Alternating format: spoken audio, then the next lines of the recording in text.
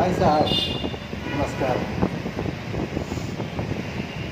किसी को कोई भी चीज़ का लत लग जाता है, जैसे कि किसी को बीड़ी का लत है, किसी को तंबाकू का है, किसी को गांजा भांग का या किसी प्रकार का हो, या किसी का अयासी करने का लत लग जाती है। उसके बाद इसको छुड़ाना बहुत टाइम लगता है, छुड़ाने में बड़ा टाइम लगता है, और न जाने इसके कारण कितने आदमी ज़िंदगी बर्बाद हो जाता है।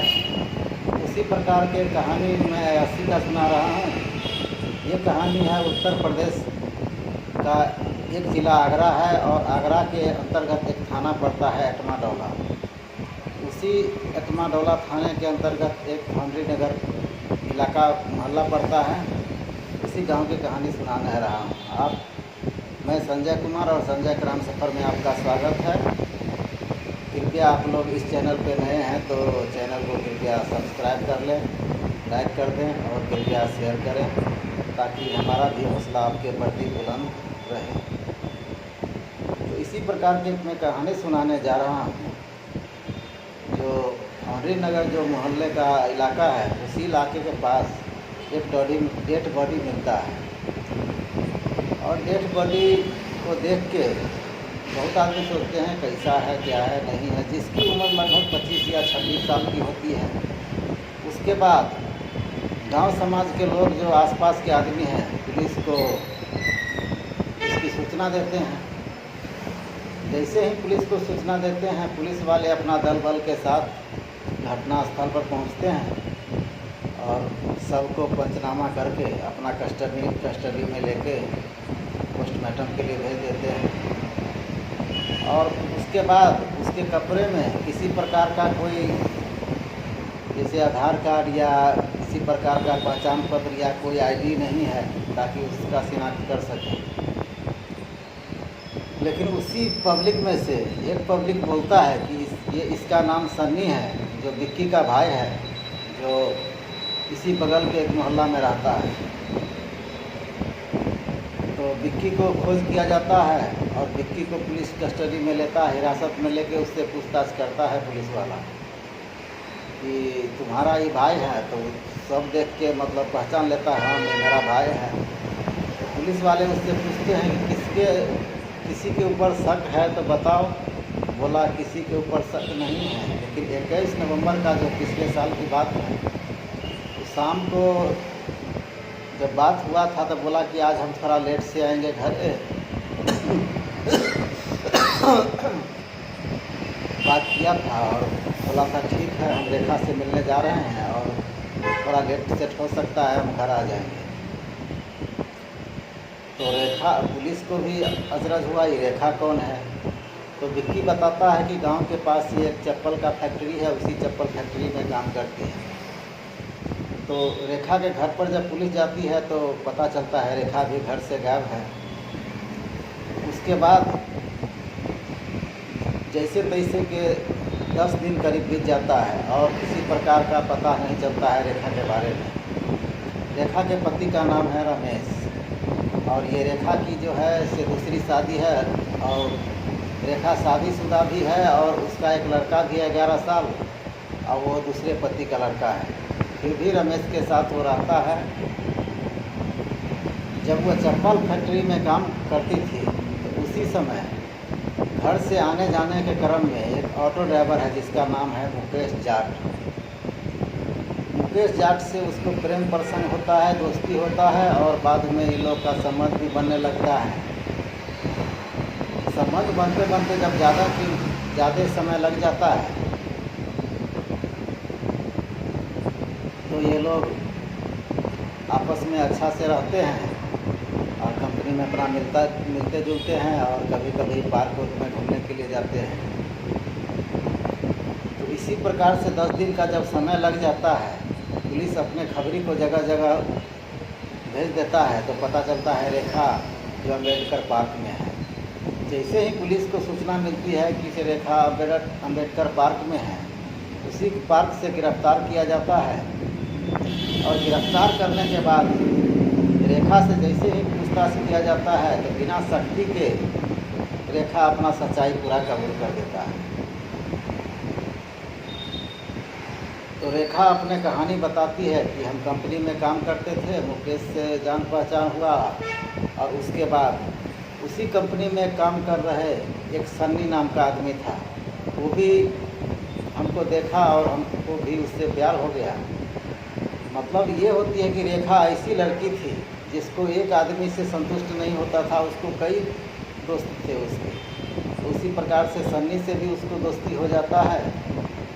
और जब मुकेश जाट के साथ रहता है तो सन्नी का एक बार फ़ोन आ जाता है, तो हंस हंस के बात करती है रेखा। तो इस पर मुकेश पूछता है कि तुम किससे बात कर रही थी। तो रेखा जो है बहुत ज़्यादा डर जाती है, लेकिन हंस के बोल देती है कि कंपनी में काम कर रहा सन्नी नाम का एक लड़का है जो हमसे ज़बरदस्ती दोस्ती करना चाहता है। तो इस पर मुकेश बहुत गुस्सा में आके बोलते हैं कि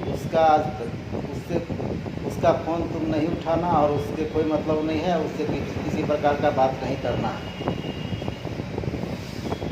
तो इसी प्रकार से बात करते करते जब थोड़ा दिन बीत जाता है तो सन्नी से बात नहीं बल्कि उससे मुलाकात और प्रेम प्रसंग दोनों हो जाता है और बराबर अपना पार्क में इधर उधर जाके घूमा करते हैं और समय मिलने पर वो लोग संबंध भी बनाते हैं। और एक दिन ऐसे मतलब समझाते बुझाते जब रेखा नहीं समझती है तो मुकेश एक दिन बहुत गुस्सा में रेखा को भी पिटाई कर देता है और उसके बाद सन्नी को फ़ोन लगाता है कि आज के बाद तुमको रेखा से बात करने की कोई ज़रूरत नहीं। तो सन्नी बोलता है नहीं, ऐसा नहीं हो सकता है, हम साल भर से उससे हम बात करते हैं और प्रेम प्रसंग है, हम बात करते रहेंगे। तो इस पर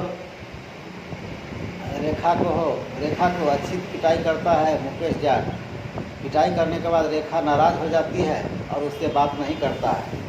कुछ दिनों के बाद मुकेश समझता है कि शायद रेखा जो है सन्नी को भूल गई है। तो बात नहीं होता है तो इसका मतलब भूल गई है, लेकिन फिर भी किसी काम से अगर कहीं जाता है और आता है तो देखता है कि चुपके से रेखा जो है सन्नी से बात कर रही है। इसी बात से मुकेश को बड़ा गुस्सा आता है और सन्नी के फोन लगा के उसको डांट दबार करता है। तो सन्नी मानने के लिए तैयार नहीं होता है। तो इसी प्रकार से जब मुकेश जाट है वो रेखा को बोलता है कि सन्नी से तुम किसी प्रकार का व्यवहार मत बनाओ, नहीं तो तुमको दुनिया से हटा देंगे। तो रेखा इस प्रकार से बहुत दुखी होता है और बात करना बंद कर देता है। तो सामने में तो बात नहीं करता है, लेकिन मोबाइल है, कहीं जाके कंपनी में बात करने लगता है। तो उसी प्रकार से मुकेश को बड़ा गुस्सा आता है और सन्नी को अपने दुनिया से हटाने का ही फैसला ले लेता है और रेखा को ये बात बता देता है अच्छा से। और रेखा को बोलता है अगर ये का हमारा तुम साथ नहीं दोगे तो तुमको भी दुनिया से हटा देंगे। तो रेखा भी इस बात के लिए राज़ी हो जाता है और मुकेश जो है वो अपने दोस्त, उसका दो दोस्त हैं, एक का नाम है विशाल और दूसरे का नाम है पवन राठौर। तो इसके लिए वो 21 नवंबर को वो प्लान बनाता है और अपने बताए हुए जगह पर बुलाता है। और सन्नी जो है सन्नी को भी फ़ोन करके बोलता है कि अब तुम रेखा को नहीं भूल पाओगे। तो सन्नी बोलता है हाँ ये बात तो सही है, हम कैसे भूल जाएंगे। तो बोलता है ठीक है, हम अपना रास्ता बदल लेते हैं और हम दोनों से अलग हो जाते हैं। लेकिन अलग जब होना ही है तो सब आदमी एक बार पार्टी कर लेते हैं। तो ये बात में सन्नी राज़ी हो जाता है और मुकेश जो बताता है उस बातों में आके मतलब अपने बताए हुए जगह पर आ जाता है सन्नी। और वहीं पर एक ऑटो बुक होता है और वहीं से रेखा और मुकेश का जो दो दोस्त हैं वो दोनों दोस्त एक ऑटो में बैठते हैं और एक शराब की दुकान पर जाते हैं। एक तो बड़ा वाला शराब का जो फाइल है वो लेते हैं और वही फाउंड्री नगर तालाब के किनारे चारों बैठते हैं। और शराब पीते हैं सब लोग। मुकेश का प्लान तो पहले से मौजूद था ही, और मुकेश अपने प्लान के तहत सन्नी को थोड़ा ज़्यादा पिला देते हैं। जैसे ही पिलाते हैं वो नशे में चूर हो जाता है, और जैसे ही नशे में चूर होता है उसकी भयंकर पिटाई करते हैं, और पिटाई करने के बाद उसको चारों मिल के गला दबा देते हैं। गला दबाने के बाद जब उसकी सांस बंद हो जाती है तो डेड बॉडी को औनी नगर के पास एक झाड़ी है, उसी झाड़ी में डेड बॉडी को फेंक देते हैं। उसके बाद चारों अपना मौके से फरार हो जाते हैं, और फरार होने के बाद रेखा जब पकड़ाती है तो वो अपना पूरा सच्चाई कबूल देती है। और फिलहाल चारों को गंभीर धाराओं के अनुसार सबको जेल भेज दिया गया है, और कानून उसको क्या सज़ा दे वो तो कोर्ट ही बताएगा। और तब तक के लिए हम चलते हैं। जय हिंद, जय भारत। और इस कहानी के सुनाने का उद्देश्य मेरा किसी को ठेस पहुंचाना नहीं है, किसी को तकलीफ़ नहीं करना है।